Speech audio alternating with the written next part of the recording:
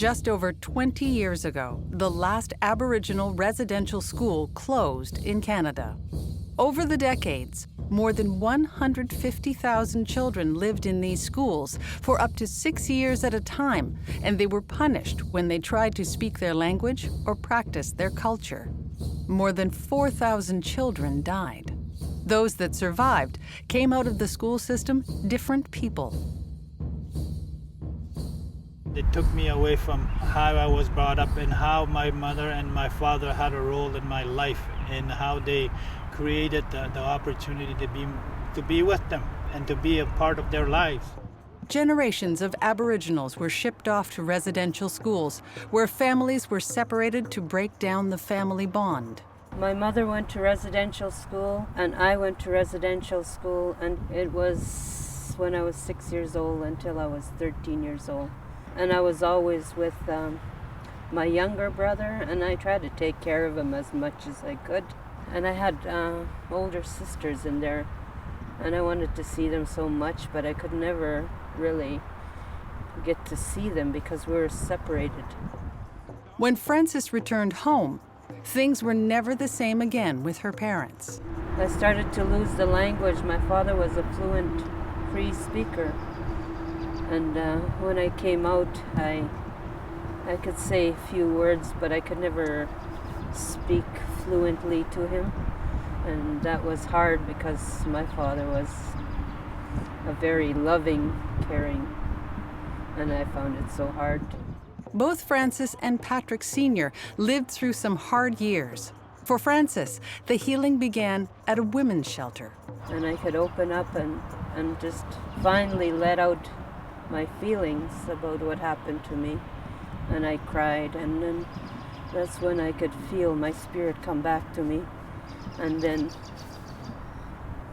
I could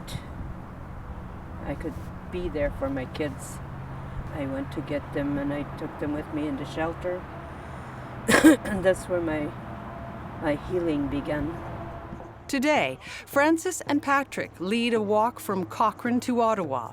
They stop in communities along the way to tell their story. We have to stay focused and explain not just the pain. The pain is part of it, yes, but what was there before the disruption of a human being away from themselves, to educate them in regards to not to point a finger at them, but to have that communication that yes, the truth is the truth, but we need to create that atmosphere towards reconciliation.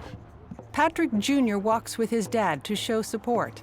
As they walk, some people drive by and wave. Others react not as kindly. When we're walking on the road, people see us, and that's when the truth comes out.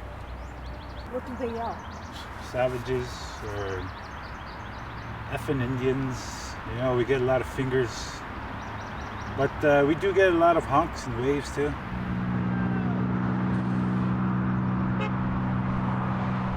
Today, Frances works as a counselor.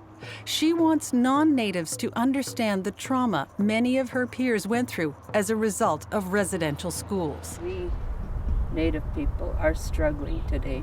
A lot of them are not where I am. They're just starting to open up and talk about what they went through. This is what happened. This is the truth. This is what they did. And we need help. I understand why we are the way we are, why we're so angry. And I'm done being angry now. Hopefully we all get there.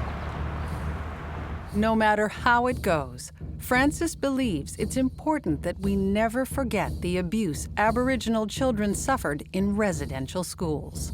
I think it should be taught in the schools so that everybody could understand what we went through, so that we can go back to our ways and the way we were supposed to be, our traditions and our values. We need to be who we are.